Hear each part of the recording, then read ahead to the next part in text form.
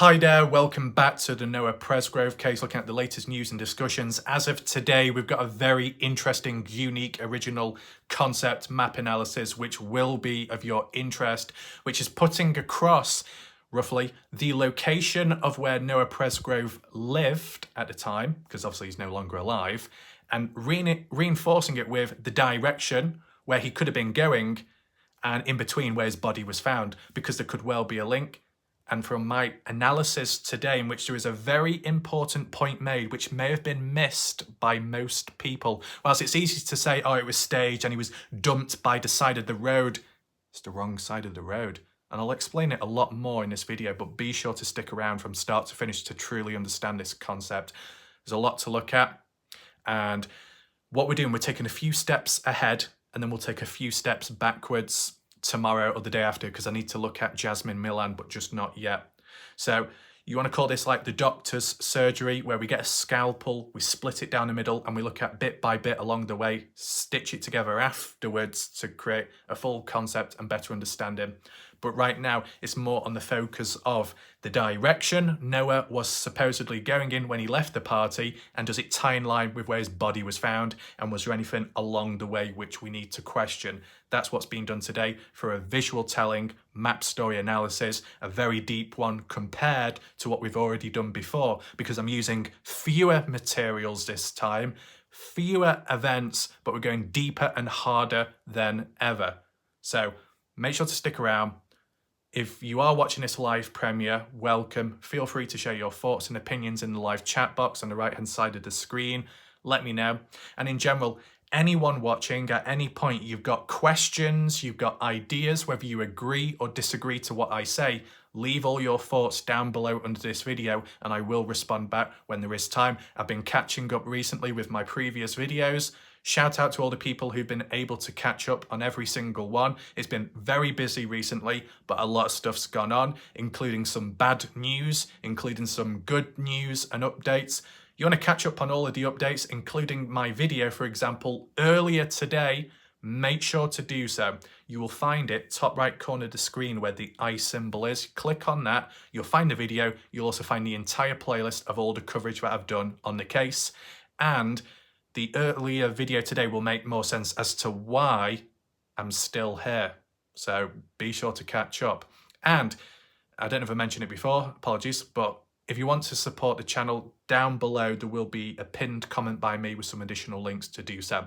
So with that all being said, without further ado, let's begin this important analysis, something which may have been overlooked or never looked at before. Here we are. I'm going to zoom on in. You can see already where the marker is located past Warwicker Lake. Now, if I be honest with you, even though Noah's body was found on the highway in that direction heading north, it can link on to other things, right? Such as the fishing trip.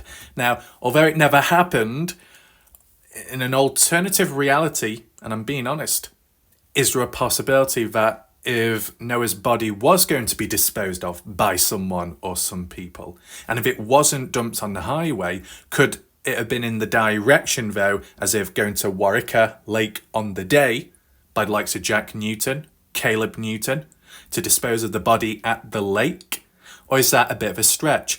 Honestly, there are little ponds and things nearby of concealment, to be honest. You'd probably be better off burying a body in an open field, providing it doesn't get checked often, than travelling miles and miles to get to the lake, in which, you know, there'll be people around, witnesses, there might be cameras, and on top of it, in the future, bodies can rise. It depends how you treat them, but they can rise to the top of the surface and float. And it would be very incriminating, and you probably get caught out eventually. But I just wanted to throw that in. We're getting right in the deep end, literally. But what you see highlighted in red, Noah Presgrove's house. No name, no location, no coordinates. It's a rough marker. And that's for good reason, before any other people get their pants in a twist. But the reason why I put that marker there, the reason why I wanted to know the location, or at least roughly, I do know the location, but I made the marker rough, you know, just like a rough one within the area, because I wanted to see what the direction was. What direction would Noah Presgrove go in if he was leaving the party house? Whether that applies Saturday, whether that applies early hours of Monday, and it seems to be probably the same exact way. It's very important, okay? So what we can do, early hours of the morning, let's start from there and then work forwards. It'll make sense, don't worry. Got the party house there, okay? And then we've got the marker there. I just left it at the top of the road just so it's spaced out. And if you're leaving the place, you're probably going to be leaving the property, the land. You're going to be leaving from the dirt road the same way you came in. Noah leaving the party, supposedly angry, around 3:30 a.m. Now, was Noah leaving the party in an angry mood on the Saturday as well? I don't know about the mood there, but he did leave because of an argument. And he left on the Monday early hours, 3:30, because of another argument with the same person, supposedly Jack Newton. And it was Caden Pressey, who was at the party too, who witnessed, at least, seeing Jack Newton awake, along with Noah Presgrove and other party goers. There is a middle ground which needs to be looked at too. And we are skipping over it right now, and that's only because I didn't want to do another video straight away in case people thought it was a similar one to my previous one, and it's to do with Jasmine Millan. There is unfinished business there. There is a deeper analysis that needs to be conducted. And ever since, from the feedback of the community, such on YouTube and a little bit on Reddit to an extent, there seems to be a bit of a consensus, and it could link in with all of this. That's all I'm going to say right now, because I'm going to do my own dedicated video probably tomorrow, if there's no roadblocks, so be on the lookout for it. Let's just focus in. If you haven't already guessed or understood this video, if you have joined it a bit late, you can always rewind back. But basically, we've got the location. We've got the marker of where Noah Presgrove lived, right? And you could say, yeah, but how do you know? Are you truly sure that's the direction? It was mentioned on the autopsy report. I mean, what else can you say? Okay. So, with that being said, we're using the location of where Noah lived and the direction he took when leaving the party, specifically Monday morning. If Noah was in a completely different direction to where he would have gone when making it back home, then it would be suspicious. It could be considered foul play. Why is Noah taking a longer route? Why has he gone down that way? He's going away from where he lives. Isn't that a bit strange?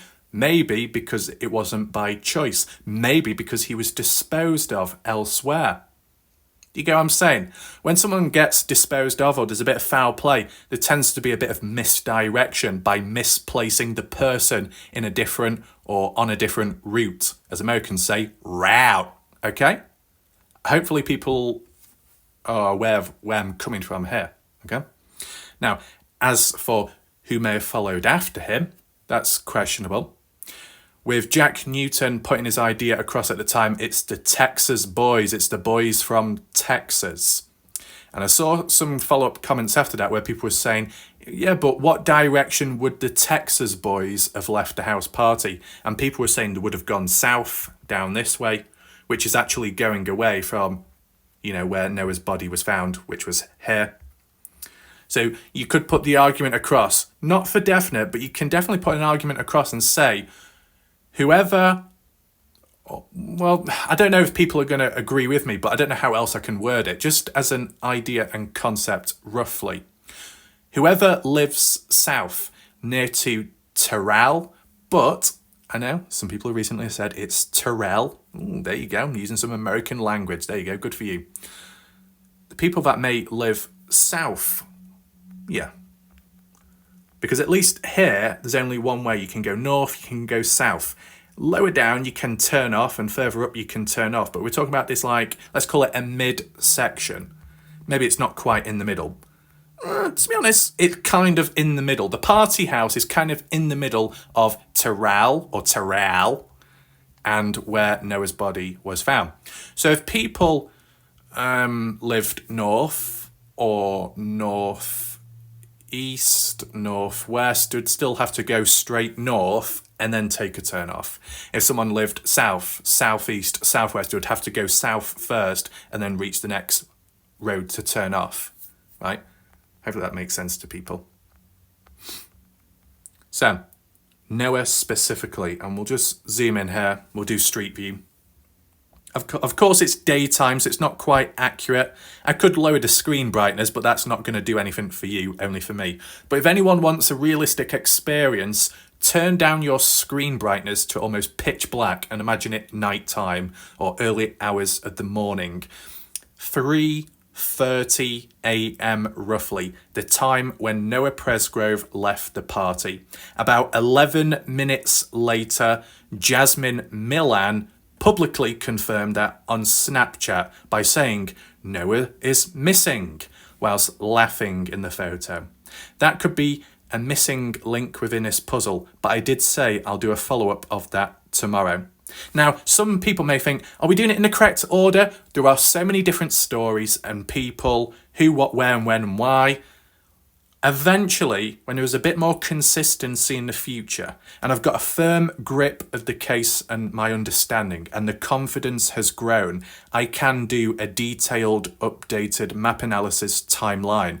If you didn't already know, but people from the past will, but for everybody that's new to my channel, my other name, I'm known as Dr. Raff. If you want to book an appointment or a consultation in a dodgy way, feel free to do so. But in a more serious situation and scenario, such as here with the Noah Presgrove case, the reason why I am the doctor when it comes to these cases is because I get a scalpel and I separate the events, I separate the people, I take a deeper look at it, I analyse, I analyse, I do whatever that needs to be done and what I can do. And once I've made sense of it, once I've reinforced it, or once I have debunked it, then I eventually attach it back together. All of it. I attach it all, sewing it together. You know, you slice it open, you have a look, you have a closer look, you see what needs to be sorted out, and then you stitch it back up, right? That's what I do.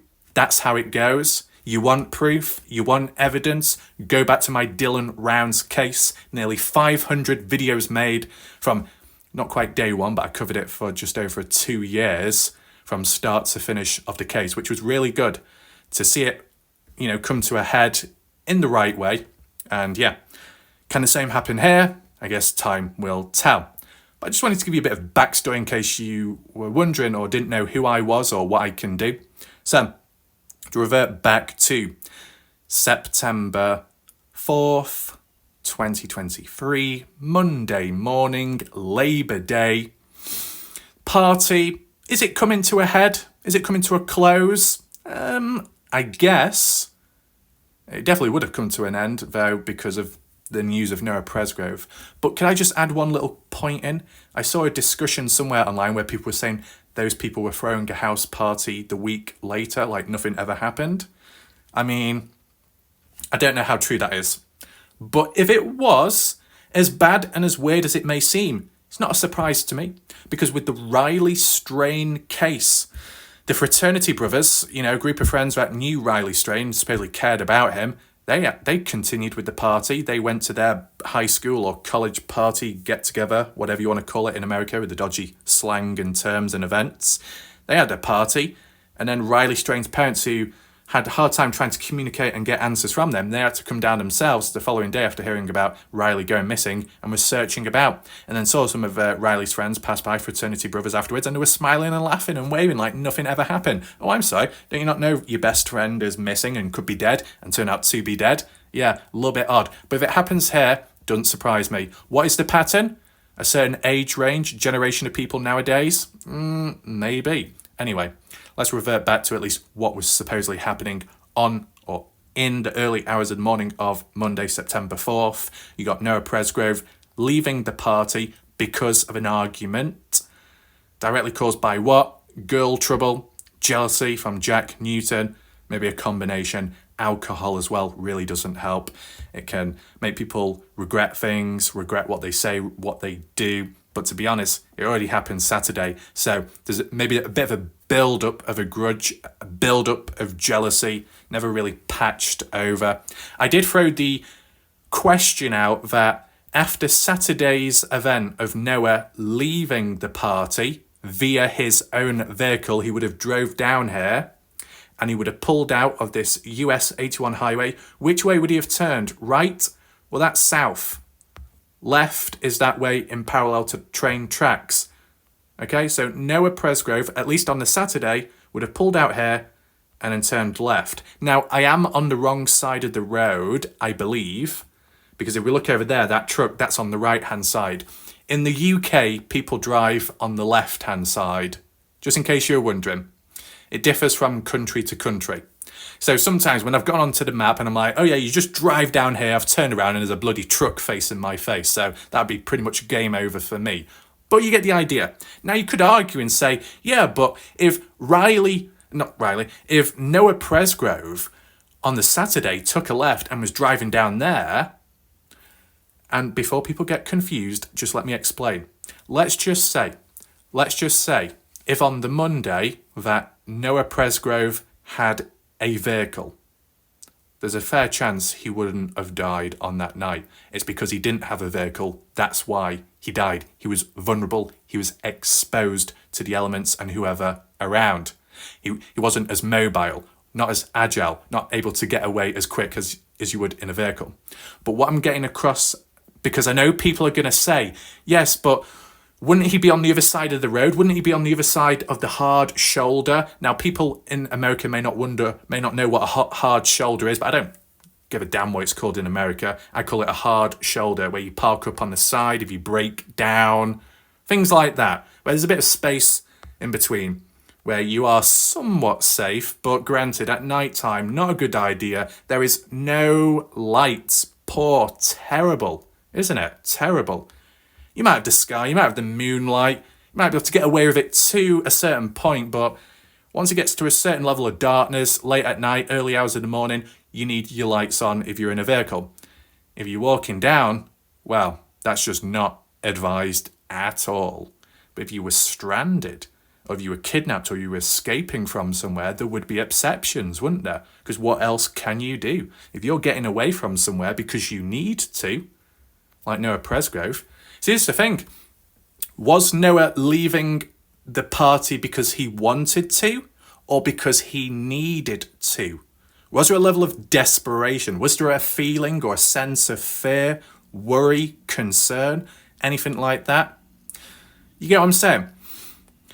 If you needed to get away, there's a level of desperation. Desperate measures, desperate actions could backfire. But if you were getting away because you just wanted to and you just had enough, you're probably going to be more level-headed. And whatever the problem is, it's probably not as severe or serious if you just simply want to get away. If you need to, right? I need to get away. Let me go. That kind of situation could be a bit more severe, the consequences that may follow, whether it be recklessness, not quite thinking straight. Because you've got to also understand that without a vehicle, in the middle of nowhere, with no lights on, you are vulnerable, of course, definitely. And the distance as well. And it just so happens the distance is great when it comes to Noah Presgrove, and I'll get to that in a second. But the fact that being drunk, somewhat drunk, over the limit, are you going to be walking in a straight line? Are you going to be quite there with it? Is your decision making and your reaction timing going to be as fast as it normally is? No, it's going to be slowed down. That's why when it comes to drink driving, your reaction time is slowed down, which isn't good. So when you brake, you're going to brake slower. If you were sober, you'd probably brake quicker, hence why you get accidents at times. Or even if you was to swerve or turn, that could be delayed as well if you're drunk. So really, Noah Presgrove had it stacked against him. As for the exact situation for how he ended up down on the hard shoulder down the highway, of course, there's a range of different theories and ideas, right? Because you got the theories and ideas as to what directly caused the death of Noah Presgrove, and then you got the theories and ideas of how did he get there? Because if there's no blood at the scene, there's got to be blood elsewhere. And wherever elsewhere is probably where he was outright killed, if it is based on a murder investigation. Although the police supposedly haven't treated it like that, it's growing more than ever in the eyes of people that that's likely the case, right? So it's like two mysteries within one big one, like sub-mysteries. Because it is a mystery, we don't know the true answers just yet. There might be evidence or there might be suspicion that points in a certain direction as to who's responsible. And maybe as to what was responsible, like items. And Justin Roy, I've got you covered there in terms of one video, the theory, the golf club thing. I'll do that maybe tomorrow or the day later. I've got to get my other project out of the way first, just so I've got it under control and in order. But yeah, it's like with Kenny Veach. You had the missing person case of Kenny Veach.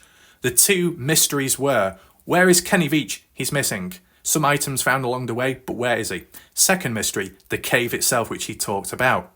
Is the cave where can Kenny Veach be found at the cave? Do you go to the cave to find Kenny Veach? Does it tie hand in hand, or are they in two separate areas? The location of the cave is over there, but the body of the hiker is over in the other direction. Just like with Noah Presgrove. Well, Noah Presgrove has been found dead. Kenny Veach wasn't. There's two mysteries to it, isn't there? The location of the body and the true location of where the possible murder took place. But then again, you could say there's four sub-mysteries. Because whilst you got the location and the true location, then you got the questioning behind who's responsible and what was used. So, yeah, four mysteries, sub-mysteries, pillars, 4 pillars within a case that need solving. And do you have to do it in a certain order? Possibly, right? I mean, when it comes to DNA and evidence, that would have been long gone by now, whether it be cleaned up by somebody or nature. If it was out in public and it rained from 2023 to 2024, it's had more than enough time to rain and maybe go cold at times, which would destroy the evidence and DNA over time. That's the same exact thing which happened within the Dylan Rounds case with track marks in the wash, wintertime flooding, cracking, prints being destroyed, DNA evidence supposedly in the grain shed and near the pond being destroyed and wasted just because of nature, wear and tear elements, things like that. So it's out in the open. You're probably going to be saying goodbye to it a long time ago. So if you can't get the evidence or DNA to pinpoint the true location of the death, then you'd have to seek out the people that may know. And that's where it all starts, right? Starting with asking the people. And yeah, maybe I guess that's already happened, but not really got that far. That's where the problem is. Once you resolve that, then it should start moving, the ball should start rolling. And whilst there is uncertainty, and whilst there may be a bit of silence and people aren't too pleased with how it's gone, that's why I'm doing these videos in between, to catch up, to make sense, and maybe to look at it in ways other people haven't thought about it, right? So returning back, Saturday, Noah leaves in his vehicle, heads down that way. And you might be wondering, why? Why in that direction? Why not the other way? Because where Noah lived, if I flip it, facing north, can you see that red marker? Duncan, over that way. Now, I think there's a few other named characters within this case from Duncan. I'm not going to mention the names because I don't know if it'll cause trouble. And as well, I can't remember, but I do remember hearing the word Duncan mentioned. Some of the people that once lived in this area and then moved on to Duncan, I think. So if you was to follow the highway, you go through Ryan down here, right? I'm just showing you the route or the route, the direction that Noah Presgrove likely would have taken on the Saturday when leaving the house party after the argument with Jack, his best friend, passing by Warwicker and the lake as well, in which Jack Newton wanted to go to on the fishing trip 2 days later. Very interesting. If you look centre of the screen, this is the highway we're looking at, in case you're wondering. Go around this bend through Addington, and eventually we do reach the key area. This is a bridge which goes over a railroad track. You got Cow Creek. Yep, keep on going. Just wanted to double check, that's all. We've got Sunray, Comanche. Well, of course, we've heard that name, Comanche, the whole point of it. But it's actually past Comanche. Okay. You get here, maybe you can turn off. I said I'm not an expert with routes, actual roads, but whichever road, if you take the left here and work your way to the place, or you take the right here, if possible, such as right turn here and heading down this way. We're heading to Bible Missionary. Now, I heard Dale and Matt Lingo were going to attend Bible Missionary, but I think Laura and Katie Marie got the wrong position. But never mind. Up ahead, we've got Ray of Hope. Do we have hope right now? I don't know about that. But can you see? It's quite some distance, and I will measure it. I don't want to go too fast because people might get motion sickness. We've got pollution plant. That's very ideal, that. Long road, not quite winding, quite straight. It looks like maybe it was taken at different times because the colouring does change. We've got air evac. Don't know what that is, but that definitely sounds American. Air evac 25. Very dusty around here, but take in mind this was stitched together on the maps. And when I say stitched, I wonder if that person on Facebook thought when I said stitched, it was like a conspiracy in the background. When I say stitched, I mean taken at different times, different seasons, different years, and then stuck next to each other side by side, and that's why it looks different. Up ahead, we've got Fuqua PK, and that's not me swearing, that's just the name of the place. Now, we reach this point here, where, you can't go forwards anymore, you turn left or right. So, whichever way possible to get over that way. Can you see in the distance over here? Now, I've got it at the school, which is a bit dodgy, but as I said, it was roughly in the area, and we are facing north. It's roughly in this area. I know exactly where it is, where the house of where Noah Presgrove lived, but I don't want to reveal it. I don't want to go on Street View, only because I feel that it would give people in the background ammunition to try and attack me again. And no, it's not a matter of me being scared, it's being smart. We only need to know the rough location of the area to understand the distance from here to where the party house was. Because we know where the body was at, not far from the party house, and most likely before that, he was killed before that. So where the body is, south of the body, killed somewhere likely. The only time when you look at a house would be the Sebastian Rogers case. Do you people know Sebastian Rogers, the 15-year-old who went missing, who is missing, last seen, was it February 8th? Can't quite remember, but maybe February, at his house where he was living with his mother and its stepfather called Chris. And then the other one's called, Kate Proudfoot. I can't remember all the names because I only spent a few days on that case. But what I'm getting at is he was last seen at the house. He went missing, right? So because it's at the house and there's no other clues, that's your starting point. That's ground zero. And because it just so happens to be the house, you're going to be looking at the exact location. And if people are petty or sensitive, you can get punished for that. It just so happened that Michelle After Dark, on multiple occasions, was silenced or punished for looking at the location, the house, the street view imagery. And ever since, she's not done it again because she's been silenced and attacked, right? In that type of situation where you had to rely on the spot, which may have been interpreted by some petty people as sensitive, even though it was public information to a degree, is too risky, right? It's the same here. It would be too risky, but thankfully, we don't need to rely on the location or even hover around the location of where Noah lived because he never made it back home, right? And where he was supposedly killed or murdered, it was nowhere near here. That's why we don't need to look at it too much. But just trust me, I do know the location. And maybe there's some people in the background that do. There might be a range of people, and people might be taking the piss out of me saying, oh, why are you so, secretive, or why are you wording it in such a way like nobody else knows? It's because I don't know what I can and can't do anymore. You know the way things are nowadays. I'm just being a bit cautious, that's all. And, as well, if everybody knows, no one could be bloody bothered in exactly explaining it to me, could they? So I found it out myself. I did my own research in my own time. Hallelujah.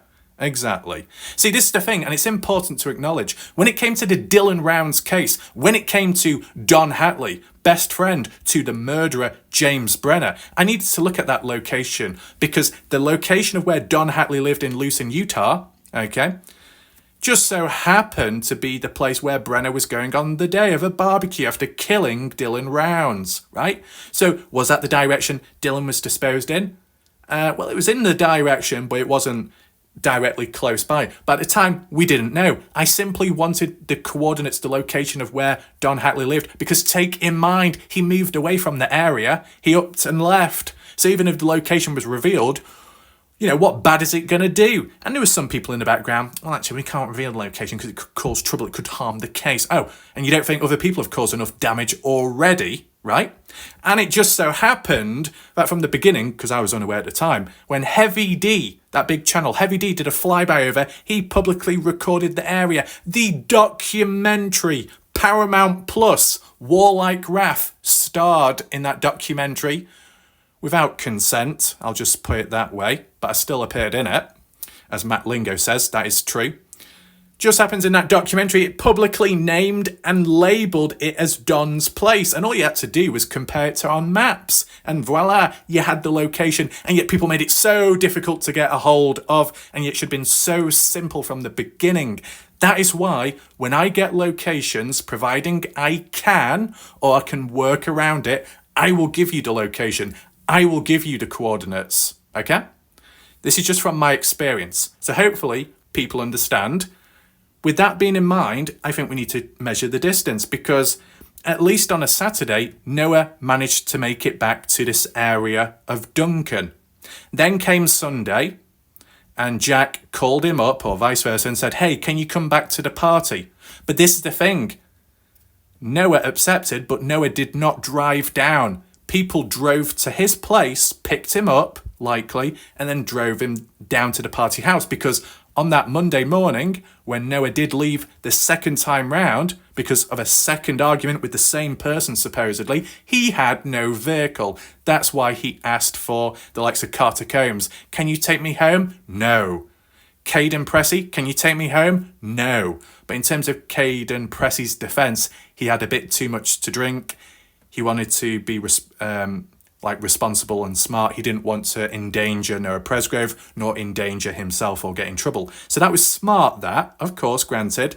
And Caden obviously didn't know what was going to happen next. But to be asking around and having no options, I wonder why Noah didn't ask anybody else. Why, you know what I should say? What's important is, why didn't Noah Presgrove ask the same guys that took him down in the first place? Surely they would have accepted it. As for Carter Combs, the reason why that was denied supposedly is because just before he left, after having that supposed shower and wanting to sleep in one of the girls' bedrooms, supposedly there's talk that he wanted to sleep with the likes of Carter Combs and it was rejected. And maybe for a bit of rejection and frustration, Carter Combs wanted to distance herself from the likes of Jack, from the likes of Noah, because things were getting a little bit too close and touchy.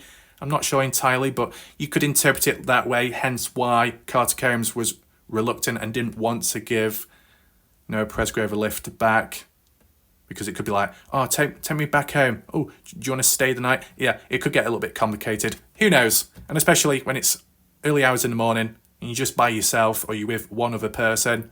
Do you truly trust them? Maybe in that moment at that time, because of that heated or that tension, wasn't a good idea to be around them one-on-one in the middle of nowhere on the road. That's just trying to interpret it as to why there was rejection.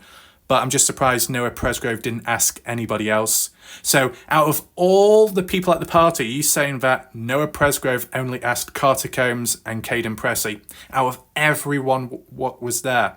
What about the actual people that took him down, that drove him from Noah's house, a place of living, all the way down to the party house on Sunday? Why didn't they drive him back? Because surely Surely the people that drove him down there on a Sunday would know they've got, well, they're not obliged in a way, but they kind of got the responsibility in a way out of caring or looking out for one another to drive the person back home safely. Because I didn't see any bus routes, I didn't see any bus signs or bus stops along that highway. I mean, hitchhiking, yeah, but in the early hours of the morning when it's dark, no one's going to see you. And if they do, they're probably not going to stop because that's going to look very dodgy. And even hitchhiking in the morning time can have its own dangers as well if you get picked up by the wrong person. Okay? I'm just highlighting everything possible. Now, with that being said, let's measure. Roughly, as said, very rough. Got to make sure I'm facing the right way. So I might skip over the odd highway, but take in mind, I'll try and make it somewhat accurate. Just got to follow down there. It should be a bit more though, because if you think of Warwicker Bay, what was that, 24 miles or so? This should be kind of like the same. It could be longer as well because I'm actually following the road this time, unlike what I did last time where I just went all the way across. So we've got Ryan. We said you go through Ryan. You kind of in line with the border of Texas and that river, and boom, there we go. Okay, so at least up to there. Let's round it up. It's about 42 miles from where Noah Presgrove lived within Duncan somewhere, all the way down to where Noah Presgrove's body was found on the highway. 42 miles. You take that into consideration, that's how much distance he would have had to cover on foot. That's not possible. It's just not possible. No. With all the dangers along the way, it's not. So does that mean it rules it out that Noah wasn't walking down or he made the choice to do so? There's still that possibility, because take in mind, if he's not quite thinking clear, and if he was in desperation or in need of getting away from the area, he would do whatever it takes, even if it's very impractical and it's walking on foot. If you need to get away from somewhere, and even if you don't have a vehicle, you will go on foot. Even if you've got a broken ankle and you need to get away, you will drag your body across that ground, right? For sure. If you're in a situation of, do you know what, I feel like I may want to leave. I don't really like this place anymore. Yeah, I'm not in a rush, but I've just injured myself. I've just done my leg in. I've done my arm. You know what, I think I'll just stick around and wait to be picked up, right? You got a choice there. What if Noah Presgrove didn't have a choice, right? And whilst he was leaving, shortly afterwards, a cat and mouse situation. That's the way I see it, at least. Now, total distance though from Noah Presgrove's home all the way to the party house is about 42, 43 miles. I'd say that's a fair bit. I don't know if the marker will disappear, but if I just rotate it round, what you see highlighted in yellow, that road, is from point A to point B. And the first time round, on the Saturday, Noah made it from Duncan to the party house, 42 miles. From there, down to the place. And then on the same day, left. So in total, if you go from there and back, it'd be like a total of, 84 miles or so? Yeah, 84 miles. And that would have been on the Saturday, going there, down, and then coming back later on. But then, as for the Sunday, would have covered only half of the distance because he made it down. He wasn't able to make it back when early Monday morning came about. So in total, it's fair distance in general, but we don't really include the second journey down because Noah didn't physically do it himself. He was driven down. But more so on the Saturday, that's where you focus in more. As for the Monday, we can remeasure how much distance he may have covered if he was walking on foot. I mean, if you had some buildings, shop or so nearby, you could cover maybe 5 miles on foot, but you got to take in mind, what condition are you in? Are you in the right state of mind, decision making to be doing that? Is it the right time of the day? Is the lighting good? No. It's no for Noah Presgrove because quite a lot was against him, the elements and factors, on the basis that he was attempting to walk away from the place, right? So if I click this, it'll go off, of course. I've learned that with time. But in case you weren't aware, it's about there.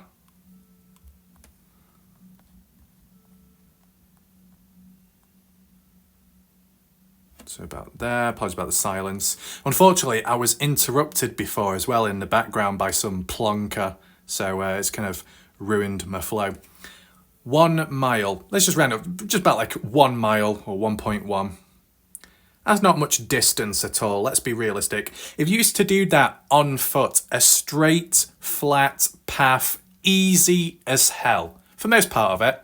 I mean, if you got disabilities or a certain age, or you got, injuries, yeah, it can be a bit different now. You know, if you had Cade and Pressey walking out, it probably wouldn't be possible nor practical, but you look at Noah Presgrove, somewhat healthy, right? But because of the drunk factor, alcohol intake, it can make a lot of things and chores and activities a lot more difficult and just not practical. You know, you think of people being pulled on the side of a road, a highway, and then they've got to walk in a straight line. And if you're drunk, you tend not to. So if you had someone like Noah Presgrove walking down the side of the highway, he could stumble a bit, he could trip, he could fall towards the direction onto oncoming traffic. Now, granted, that supposedly has been ruled out. So as much stumbling as he did, then surely he wouldn't have been hit by a vehicle or clipped by one if that's been ruled out. I guess it depends if anyone was coming after him, right? But how long would it take for a decision to be made, for example, those at the party house, if there was any tension from the likes of Jack, Newton, any of the Texas boys, anyone rubbed the wrong way? You know, we've got the theories and ideas based on with the damage, injury sustained to Noah, the extremities of it, including what the experts have said, such as been beating up by multiple individuals, likely males, for most part of it. You tie in line a sub-factor such as Stevie Howard, Carter Combs, Avery Combs, that, you know, they kind of own the land. You got Bub Wilcoxon as well, and control to the land. There's a heavy presence. Supposedly some of it or most of it is on Indian reservation land and the laws behind that. As for Stevie Howard, 1/4 Native American, people like that, and the daughters not wanting anything dodgy to be at the scene or on their own land because it would mean further questioning. It could tarnish their reputation, their credibility, their, you know, how they're seen, portrayed in life.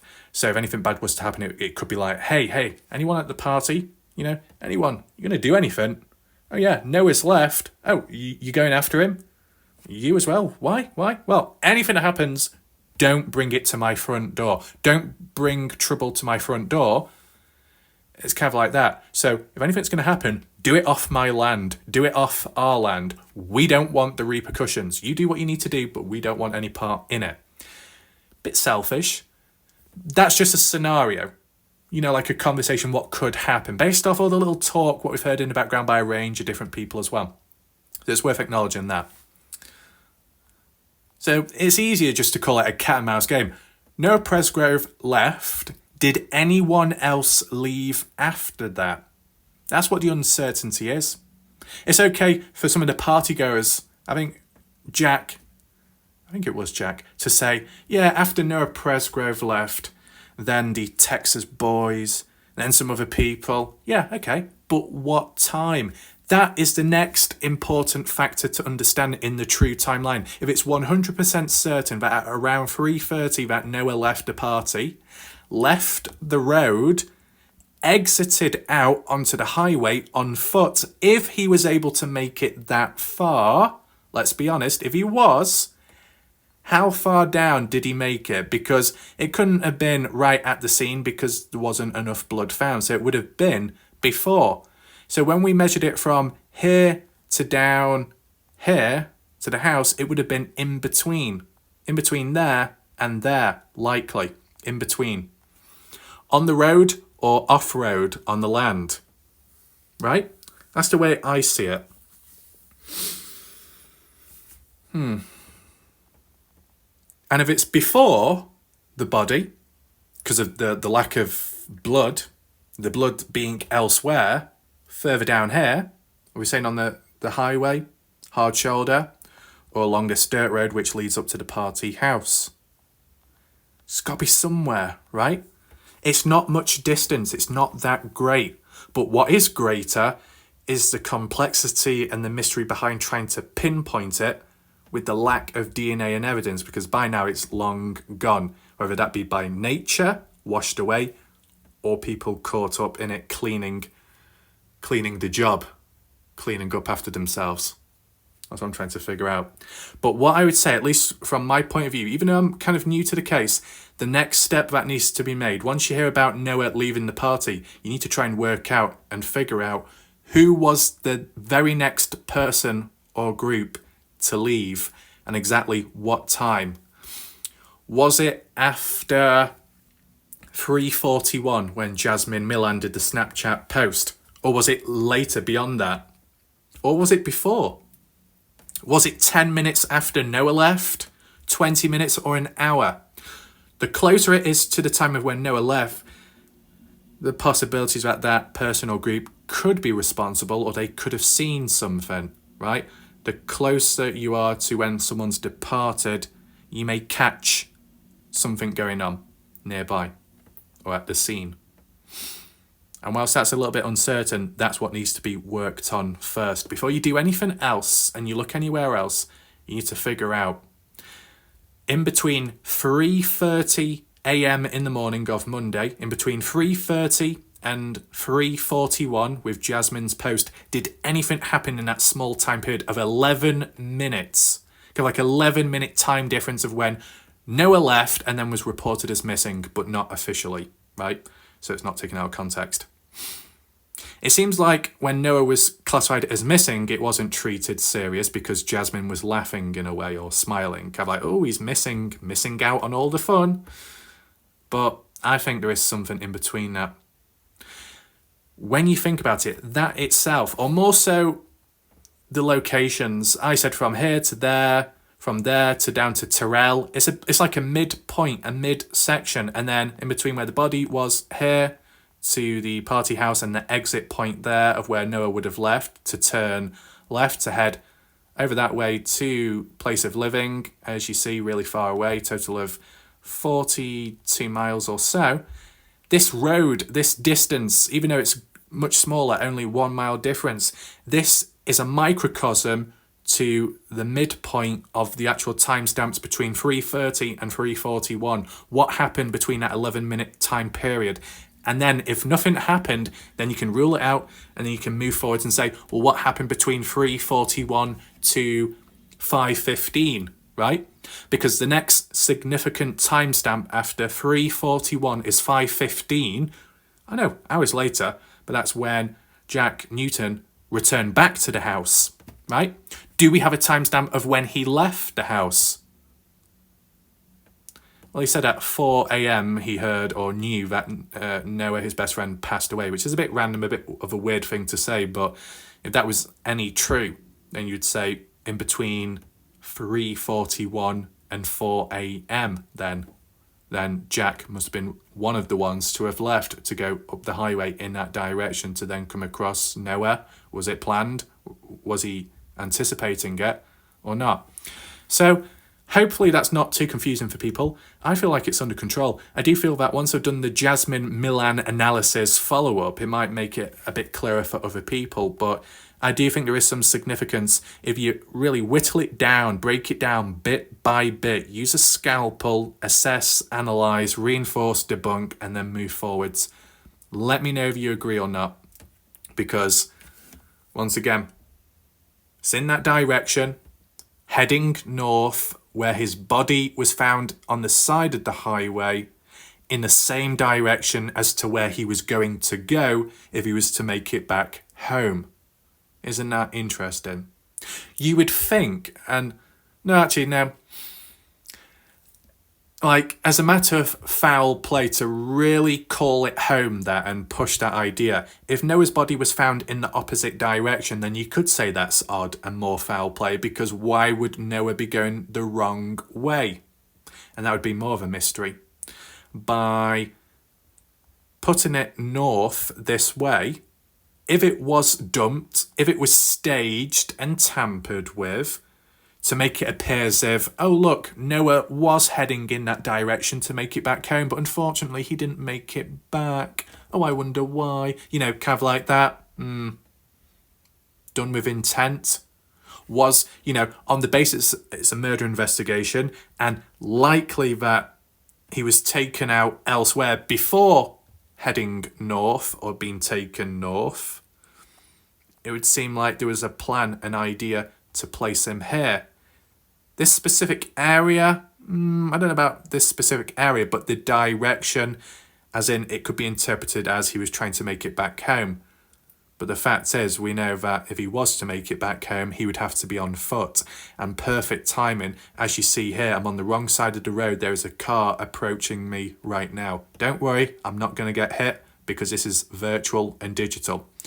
I'm not in the direct spot, but what I'm getting across is on the side of the highway, as an example, like here, in parallel with the railroad tracks, but it just so happened that the body was here, you're facing oncoming traffic. And if somebody was to dispose and dump of him on the side here, they would have to be on the other side of the road, on the left-hand side. I can't cross on over because the map won't allow me. But basically, you see the way this vehicle's coming down, heading south. If Noah Presgrove was disposed of by a group of people in a vehicle, they would have been on the other side of the road, and then they would have had to have driven on the wrong side of the road to park up and then maybe dispose of his body. The only other way would be to be driving on the right side of the road to park up on that side, can't zoom in anymore, on that side there, get out, drag Noah's body across the road and then dump him on that side. Doesn't that seem a bit weird? You would think if you're going to dispose of a body, you would be disposing of the body on the right side of the road to stage some kind of accident. Because it does seem abnormal placing the body on the wrong side of the road with oncoming traffic, right? And yeah, granted, if you're going to dispose of a body on the wrong side of the road and it's early hours and there's low traffic count, then maybe you can get away with driving on the wrong side of the road. As illegal as that may be and dangerous in general, yeah, you can get away with it. But why would people be thinking, right, we're driving on the right side of the road, we need to dispose of his body, quick, let's park up and let's cross the road in the dark whilst dragging a body to then dispose on the left-hand side? That is stupid, isn't it? You would be disposing of the body on the right side of the road so you don't endanger yourself. So this seems to make it a bit clearer for me that it feels more like that Noah Presgrove was actually walking down the road and got attacked at some point. That's just how it feels to me, because I know people could say, yeah, but why are you walking on the left-hand side of the road with oncoming traffic coming your way compared to walking on the right-hand side? Because there's a difference. You can walk on whatever side of the hard shoulder as you like, as like with a pathway. But you can't when you're driving. When you're driving, you got to follow the rules. You got to be on the right side of the road. In the UK, you got to drive on the left. In the US and maybe other places, you got to drive on the right. But when you're walking, coming and going, you can walk on the left-hand side, you can walk on the right-hand side. And I'm not talking about the road. I'm talking about, you know, the pedestrian pathways and stuff. But on the occasion you're in a rural area like this, providing it's not a highway exactly or a motorway, you can get away with walking on the sides, even on the grass verge. That's what people do. When you're in the countryside and you've got no pedestrian walkways, but you've got people living out there who may not have vehicles or may want to go on a walk or a hike, you know, what else can you do? You got to walk on the road, on the sides. Obviously not at night, not in the dark, but you get my idea. And you tend to walk towards oncoming traffic. Oh, it's disappeared. That's not good. But you tend to walk towards oncoming traffic, so they see you, you see them. When their lights shine, you can see them, and vice versa. But once again, you don't tend to be walking in the dark unless you got no choice but to. And maybe Noah Presgrove was in that situation. Do you get what I'm saying? The fact that, just simply put, that Noah Presgrove is more likely to be found on the left-hand side if he was walking down it and then attacked, compared to if he was killed elsewhere and then disposed of in a vehicle, which would be driving on the right-hand side because of the US laws and regulations of driving. Wow, there we go. I don't think people think quite like this. It might seem very basic and minimalistic, but it makes total sense to me, at least. Am I saying, though, he was killed on this spot? No. Could have been further back. You never know. Just want to reinforce once again. Oh, we're facing the wrong way. That's not good. Let me just double check something, because I always want to be sure. Just give me a second here.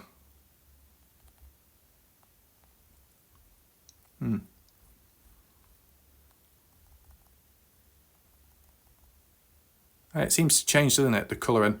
Right, so I was just making sure to make sure I was facing the right way. Yes, I'm facing the right way. A little bit of self-doubt there, but it happens. Now, the reason why he would be on the left-hand side here, walking, would be when you come out here, if you used to walk on the right-hand side, which is silly because when cars are driving down it, they're going to be seeing you, but you won't see them. That's why you're supposed to walk on the left-hand side towards oncoming traffic. But in the UK, you'd be walking on the right-hand side because of oncoming traffic towards you. You're going head to head. Does that make sense? And as well, if you used to come out here and walk out, you'd take a left if you was going north. If you was to take a right, though, you'd have to cross the road and walk on the opposite side, so you're coming across head-on traffic. I hope that makes sense.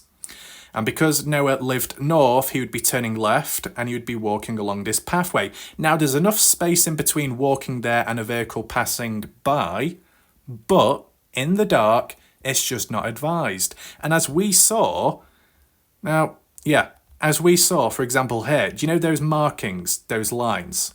Hopefully you can see. The run all the way down in parallel, all the way down and all the way up, and even in the middle. The whole purpose of that ridged pattern is to alert drivers if they start veering off to the left or right. If they cross on over to the wrong lane of oncoming traffic, it's to alert them. If they're veering off to the right, such as here, which would go off road onto the dirt, onto the grass, which could cause a crash or cause them to flip over, this vibration, when running over it, would be sent through the car, make a noise and alert you. And even if you were possibly falling asleep slightly, it would wake you up to keep you on the right, road, path, track.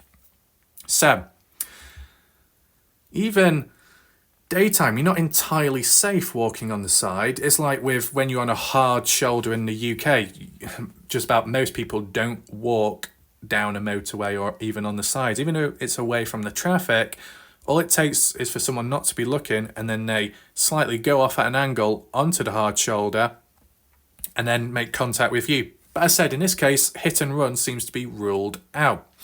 But whilst today, and granted, I may have not revealed as to directly what caused the death, I've kind of put my thoughts across as to him likely walking back home, at least because of the direction and because of the side of the road where his body was found. And the fact that if he was disposed of by someone, it would have been likely on the right-hand side.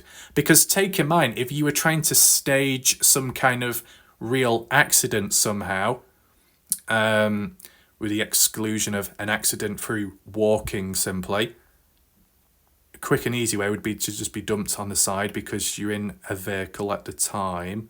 You're not going to risk crossing over whilst trying to carry a body over. You want to do it quick and efficient, so that's what you do. It'd be on the other side, but the body was found on the left side, so it seems more likely that he was walking down it.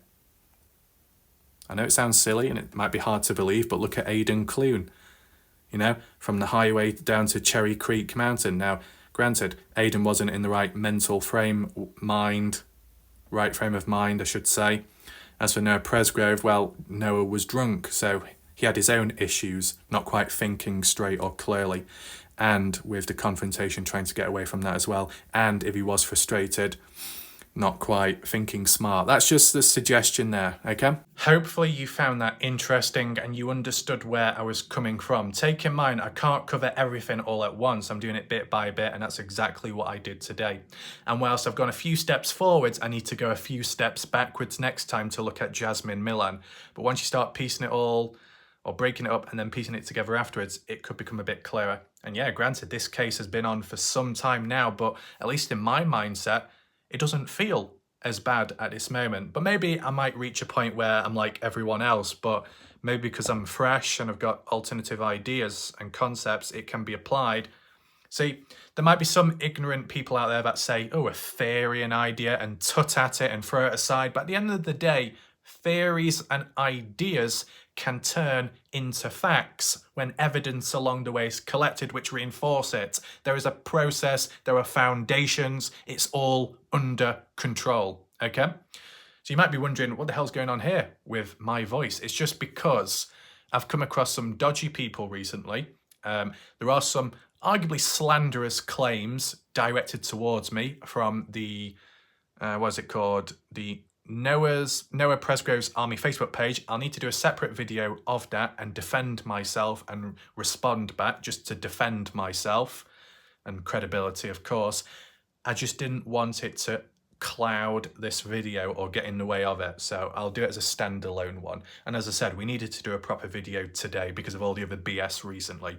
If you want to hear about the latest news of all of that and the updates, as said, click on the I symbol top right corner of the screen and follow from there. And if you do want to support this channel, if you want to more so, there are links down below as well. Thanks to everybody that watched this video, and especially those that were patient enough to understand where I was coming from in terms of my concept today. And once again, as a disclaimer, the locations what we looked at, or the location what we looked at, was a rough location, no direct coordinates, no street view. I've done nothing wrong. I'm a good boy, okay? Some people may think I'm a dodgy boy, but that's completely unrelated. So thanks for watching. I'll see you next time. Be on the lookout for the next video. Goodbye for now.